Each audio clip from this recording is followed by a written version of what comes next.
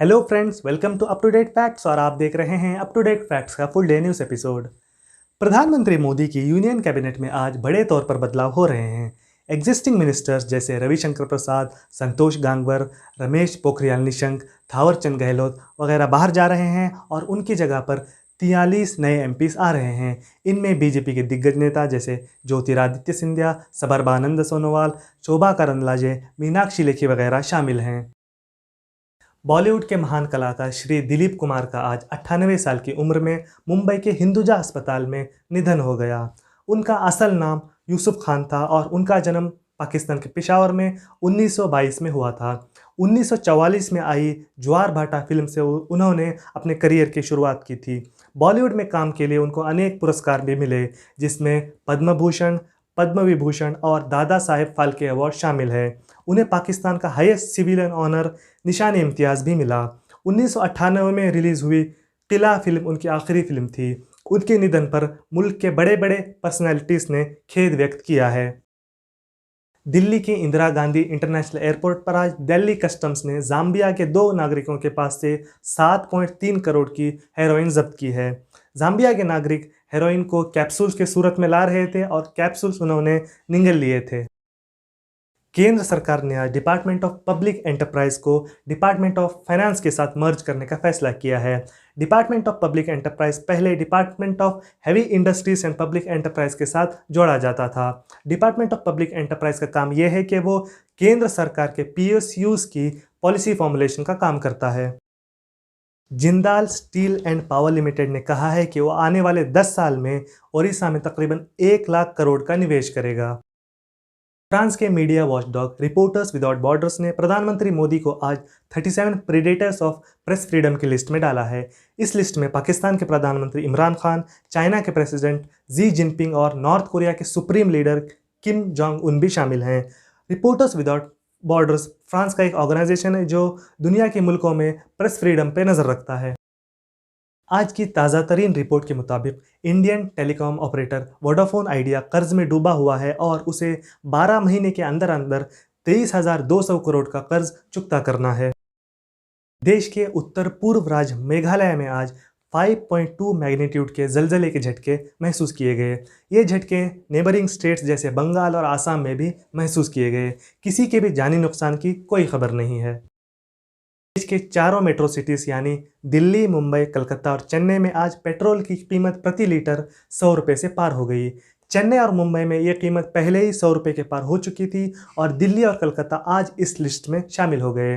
देश के इतिहास में पहली मर्तबा ऐसा हुआ है कि चारों मेट्रो सिटीज़ में पेट्रोल की कीमत प्रति लीटर 100 रुपये के पार हुई है। फॉरेस्ट डिपार्टमेंट और इंडियन कोस्ट गार्ड के जॉइंट ऑपरेशन में आज तमिलनाडु में 1200 किलो की सी कुकुम्बर जब्त की गई। सी कुकुम्बर एक एंडेंजर्ड समुद्री जीव है जिसकी स्मगलिंग पर सारी दुनिया में बैन लगा हुआ है। इसे Indian wild life protection act 1972 के तहत प्रोटेक्शन भी मिला हुआ है।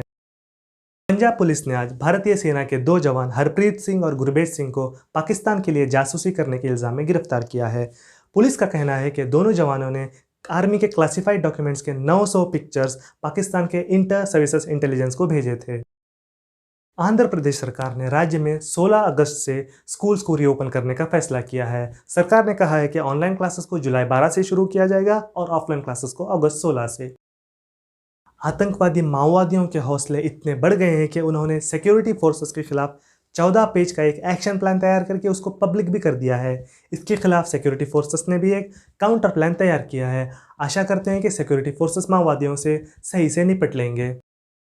बिहार सरकार ने बिहार में इमर्जिंग IT स्टार्टअप्स के लिए फ्री कमर्शियल स्पेसिंग देने का फैसला किया है।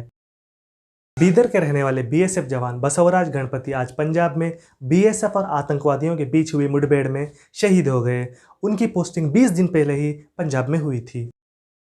कांग्रेस लीडर रेवंत रेड्डी तेलंगाना प्रदेश कांग्रेस कमेटी के नए प्रेसिडेंट के तौर पर इलेक्ट किए गए हैं। हिजबुल के टॉप कमांडर मेहराजुद्दीन हलवाई का आज जम्मू कश्मीर सिक्योरिटी फोर्सेस ने एनकाउंटर कर दिया है। सरकार ने कहा है कि गोवा के 100% नागरिकों को कोविड वैक्सीन का पहला डोज मिलने के बाद ही गोवा में टूरिज्म शुरू किया जाएगा। भारतीय रेलवे ने कहा है कि भारतीय रेलवे देश के प्रमुख 813 स्टेशंस पर सीसीटीवी कैमरे लगाएगा। कलकत्ता हाई कोर्ट ने पश्चिम बंगाल की मुख्यमंत्री ममता बनर्जी पर 5 लाख की फाइन लगाई है। ममता बनर्जी ने नंदीग्राम सीट के इलेक्शन रिजल्ट के खिलाफ हाई कोर्ट में पिटीशन फाइल की थी और कहा था कि हाई कोर्ट के जज कौशिक नंदा बीजेपी के करीबी हैं। इस बात पर गुस्साए हाई कोर्ट ने कहा कि ममता बनर्जी न्यायपालिका की गलत छवि प्रस्तुत कर रही हैं, इसलिए उनको ये फाइन लगाई गई है। कैरिबियाई राष्ट्र हाइटी के प्रेसिडेंट जोवेनेल मोइस को कुछ लोगों ने आज उनके घर में घुसकर गोली मार दी। हमले में जोवेनेल मोइस की मौत हो गई और उनकी बीवी को अस्पताल में पहुंचाया गया है। कोरोना काल में फिजी देश में पुलिस वालों को कुछ अलग तरह की ड्यूटी दी गई है। फिजी देश में पुलिस वालों को लोगों के घर में राशन पहुंचाने की और टॉयलेट पेपर्स पहुंचाने की ड्यूटी दी गई है। यूएन ने अपनी एक रिपोर्ट में कहा है कि नॉर्थ कोरिया इस वक्त कोविड के अलावा अनाज की सख्त कमी के मसले से भी जूझ रहा है। उत्तर कोरिया में इस वक्त तकरीबन 8,60,000 टन अनाज की कमी है। यूएसए की फर्स्ट लेडी जिल बाइडन इस साल ऑरलैंडो में होने वाले स्पेल बी कंपटीशन के फाइनल्स में हिस्सा लेंगी। इस फाइनल में 11 फाइनलिस्ट में से 9 फाइनलिस्ट इंडियन अमेरिकन हैं। यूएसए के प्रेसिडेंट जो बाइडन ने कहा है कि अमेरिका में अगले हफ्ते तक 16 करोड़ लोग डुअल वैक्सीनेशन डोजेस के साथ कोरोना के खिलाफ कंप्लीटली वैक्सीनेट हो जाएंगे। Japanese ship ever given Egypt के स्विस कनाल में एक हफ्ते तक फंसी रही थी। इसके बाद इजिप्ट ने इस शिप को सीज कर लिया था। अब जापानीज शिप ओनर्स और इजिप्शियन अथॉरिटीज के दरमियान हुई डील के बाद इस शिप को रिलीज किया गया है। यूनाइटेड किंगडम ने फैसला किया है कि यूके देश में कोयले के जरिए हो रही पावर प्रोडक्शन को 2024 तक कंप्लीटली तौर पर बंद कर देगा। इससे पर्यावरण पर अच्छा असर पड़ेगा। रशिया ने स्पेस में फिल्म की शूटिंग करने का फैसला किया है। रशिया अक्टूबर 5 को फिल्म शूटिंग क्रू को इंटरनेशनल स्पेस स्टेशन में भेजेगा। इस क्रू में रशिया के फेमस एक्ट्रेस यूलिया प्रेस्लिन भी शामिल होंगी। चाइना ने मिलिट्री ऑफिसर जी कीलिंग, जो कि चाइनीज मिलिट्री के वेस्टर्न फोर्स के कमांडर हैं, यानी चाइना के भारतीय बॉर्डर के इलाके के कमांडर हैं, उनको जनरल के रैंक पर प्रमोट किया है। WHO ने कहा है कि कोरोना वायरस के डेल्टा वेरिएंट से भी ज़्यादा खतरनाक वेरिएंट लैम्डा वेरिएंट दुनिया के 30 देशों में डिटेक्ट किया गया है। आज की स्पोर्ट्स न्यूज़।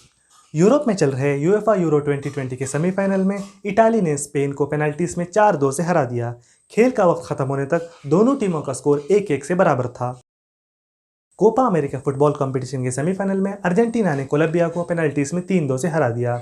खेल का वक्त खत्म होने तक दोनों टीमों का स्कोर 1-1 से बराबर था। अब अर्जेंटीना का मुकाबला फाइनल में ब्राजील से होगा।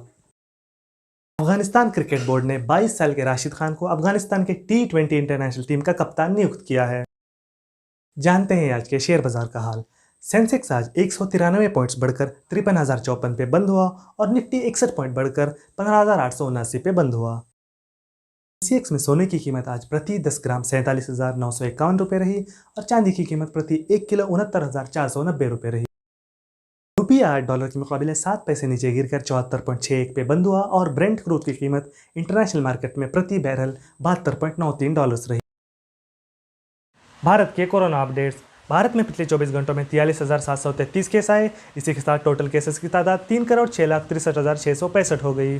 भारत में पिछले 24 घंटों में 47,240 लोग रिकवर कर गए। इसी के साथ टोटल रिकवरीज की तादाद 2,97,99,534 रही। भारत में पिछले 24 घंटों में कोरोना की वजह से 930 लोगों की मौत हो गई। इसी के साथ टोटल मौतों की तादाद 4,04,211 रही। भारत में पिछले 24 घंटों में 36,05,998 लोगों को वैक्सीनेट किया गया। इसी के साथ टोटल वैक्सीनेशन डोजेस की तादाद 36,13,23,548 रही। भारत में करंट एक्टिव केसेस की तादाद 4,59,920 है। दोस्तों, ये थी आज की फुल डे न्यूज़। अगर आपको हमारा काम पसंद आ रहा है तो हमारे चैनल को लाइक करें, शेयर करें, सब्सक्राइब करें और बेल आइकन को प्रेस करें। धन्यवाद।